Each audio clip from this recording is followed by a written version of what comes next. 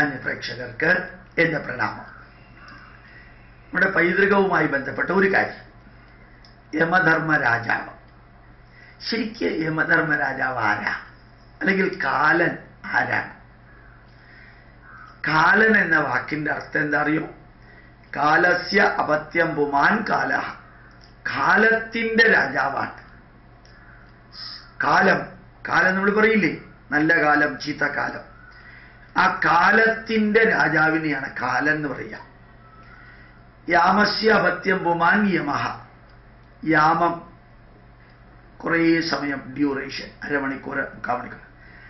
ആ സമയത്തിന്റെ രാജാവാണ് യമൻ. രണ്ടും ഒന്ന് തന്നെയാണ്. ഈ യമനെ അല്ലെങ്കിൽ കാലനെ ധർമ്മം എന്ന വാക്ക് കൂടി ചേർത്തിട്ട് പറയാൻ കാരണം എന്താ?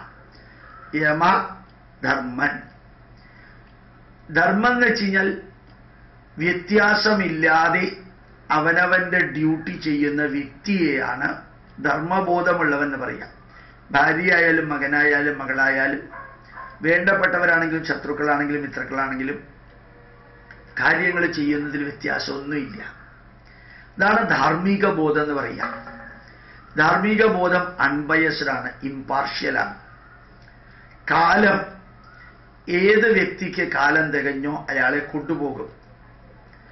അതിന് കാലത്തിന് വ്യത്യാസമില്ല. ചെറിയ കുട്ടിയെന്നോ വലിയവനെന്നോ സമ്പന്നനെന്നോ രോഗിയെന്നോ ആരോഗ്യമുള്ളവനെന്നോ ആണെന്നോ പെണ്ണെന്നോ മിസ് ഇന്ത്യ എന്നോ മിസ് വേൾഡ് എന്നോ ഭരണാധികാരി എന്നോ അങ്ങനെയുള്ള വ്യത്യാസമൊന്നുമില്ല.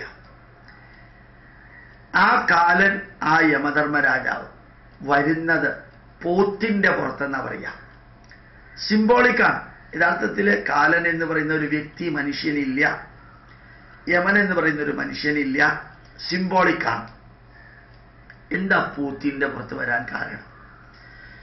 നമ്മൾ തന്നെ മലയാളത്തിൽ പറയാറില്ലേ, പോത്തിന്റെ ജന്മമെന്ന്. പോത്തിന്റെ ചെവിയിൽ വേദമോതുന്ന മാതിരിയാണെന്ന്. എന്തേ അങ്ങനെ പറയാൻ കാരണം? വിവേചനമില്ലാത്ത ഒരു മൃഗാണ്, വിവേകമില്ലാത്ത ഒരു മൃഗാണ് പോത്ത്. നിങ്ങൾ അതിൻ്റെ അടുത്ത് മുഖത്ത് അടിക്കാനായിട്ട് കൊണ്ടുപോകാം. അത് കണ്ണ് പതുക്കെ നടക്കിയല്ലാണ്ട് അത് ഓടി മാറുമൊന്നുമില്ല. ജനറലി മാറില്ല, അവിടെ തന്നെ നിൽക്കും. റോഡിന്റെ നടുക്ക് ചിലപ്പോൾ പോത്ത് നിൽക്കുന്ന കാണാം. നമ്മുടെ ഇലക്ട്രിസിറ്റി മന്ത്രിയുടെ സ്വഭാവമുള്ള KSRTC വണ്ടി അത് ഇടത്തോടു കൂടിയോ അല്ലെങ്കിൽ വലത്തോടു കൂടിയോ പോകണം, പോത്ത് മാറില്ല.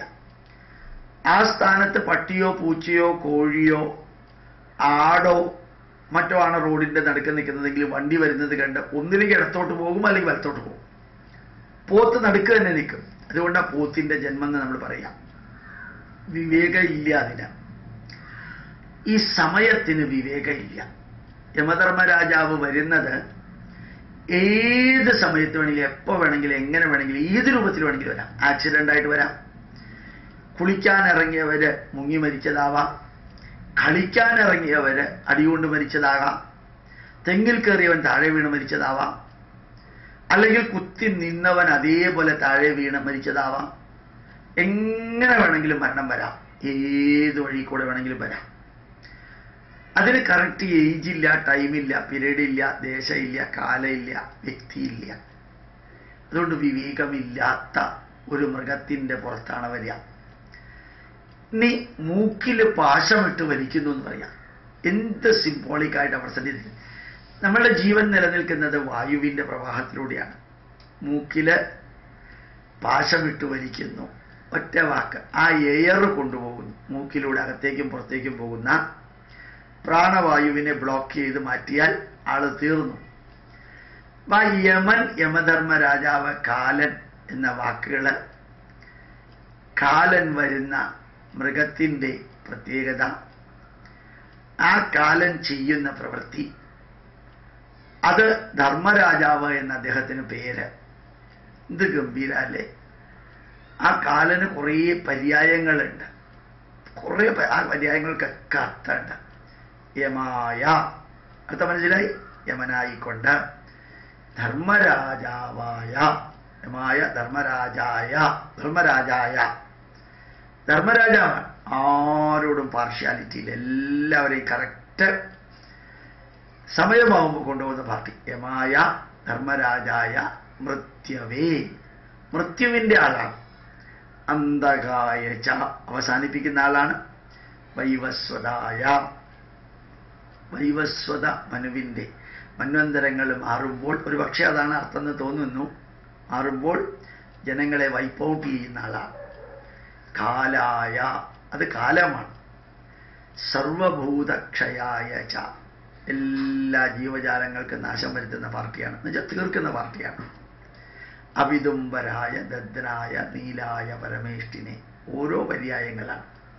ഭക്ഷണം അവസാനിപ്പിക്കുന്ന ആളാണ് അദ്ദേഹം. എല്ലാം കൊടുത്തതിൻ്റെ കണക്ക് വയ്ക്കുന്ന ആളാണ്. നീലായ ആകാശത്തിൻ്റെ അത്രയും വിസ്തൃതമായിട്ട് എവിടെ വേണമെങ്കിലും എപ്പോൾ വേണമെങ്കിലും എത്താൻ സാധിക്കുന്ന ആളാണ്.